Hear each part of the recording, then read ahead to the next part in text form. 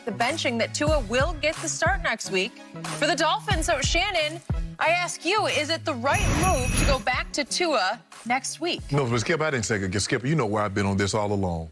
I never thought they should have went to Tua to begin with. I thought Ryan Fitzpatrick was playing too well for them to bench him. And he had done his play didn't warrant him getting benched. By the way, he was devastated when he got benched and rightfully so. Publicly devastated. And rightfully so, Skip. I just think the thing is what Tua is struggling with, Skip, and a lot of young quarterbacks struggle with this, what's open in college as opposed to what's open in the NFL. You see, Skip, he had Smith, who probably might win the Heisman. He might. Ruggs was the first receiver drafted last year. Judy was in the first round. Jalen Waddle. So those were the guys that he was throwing to. Skip, they're open by 4 and 5 yards on every single play. That's not the NFL unless it's a blown assignment. In the NFL, you throw guys open. Fitzpatrick understands that. He understands that step. Oh, he opened that. Oh, that's a big old window right there. Yep. And Tua doesn't trust himself enough right now, Skip. He's waiting for guys to get wide open, and what that allows is for the defensive line to get closer to you. And then when you do throw it, the DBs have recovered. So I think that's the problem. But it seems to me that Brian Flores is hell-bent. Like, ain't no quarterback controversy. Tua starting next week. Okay, what do you want me next question? Skip me what? No, well, I don't know. We have to see. I got to look at the tape. Because, you know, I got to look at the tape and see how I go. Tua starting next week. You're playing at Buffalo. At Buffalo. With a shot at making the playoffs. The playoffs. And if you're a veteran in that locker room, you are thinking, what, coach? Skip, and I said this from the beginning, I'm a veteran on the team. I'm like, what the hell we going to Tua? Did you see the guy? Skip, he beat San Francisco. Yeah, I mean, blew the doors open when San Francisco was really good. He did.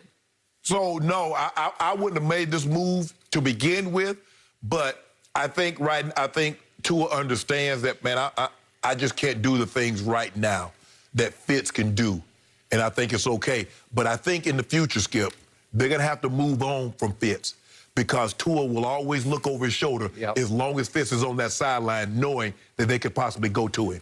They say those two get along famously, like big brother, little brother. They do. But at some point, I think that'll get a little tense between those two. Yes. Okay. I have never bought into Tua the way you have. I do think he was somewhat overrated as a product of those receivers you talk about in that NFL pipeline of an offensive line that he got to stand behind, and those NFL running backs he got to flip it to or hand it to. Yeah.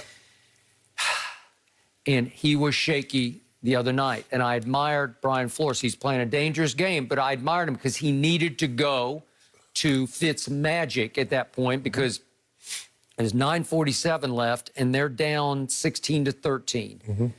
And right on schedule, Fitz did what Fitz always does. He made magic.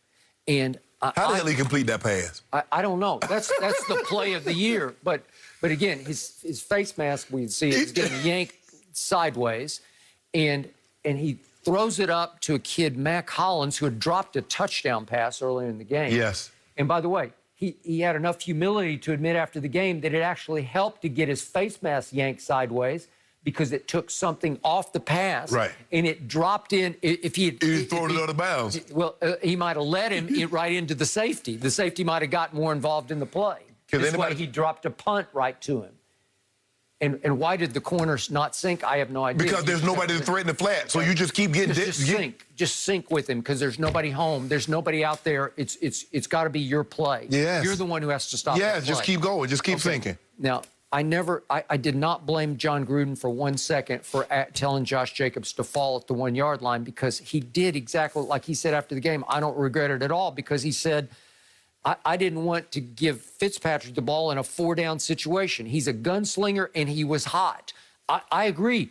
Put his back against the wall. Skip. With 19 seconds left, and you're up 2. Skip. Took the field goal. But Skip, you gave him a 4-down situation anyway. No, you didn't. Yes, you did. He was going to go for it on 4 down. They was going to be 4 down all the way. Okay, now, whether or not he had enough time to get all 4 down. Right. Gruden killed all their timeouts. So if you back me up to my 25-yard line with 19 seconds left, you should close that deal. Well, let me ask you a question. What do you think would be harder? And the way guys kicking field goals these days, a field goal, getting a field goal, or getting a touchdown? Well, you'd give them a lot more time with the touchdown, obviously, right?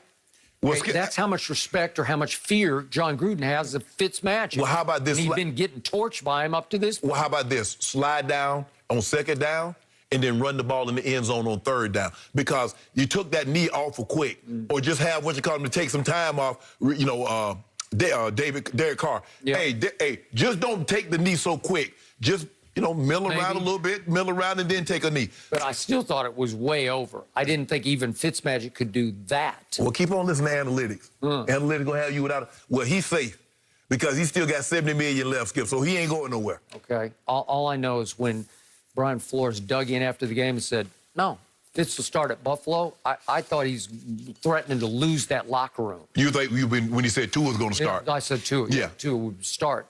My God, really?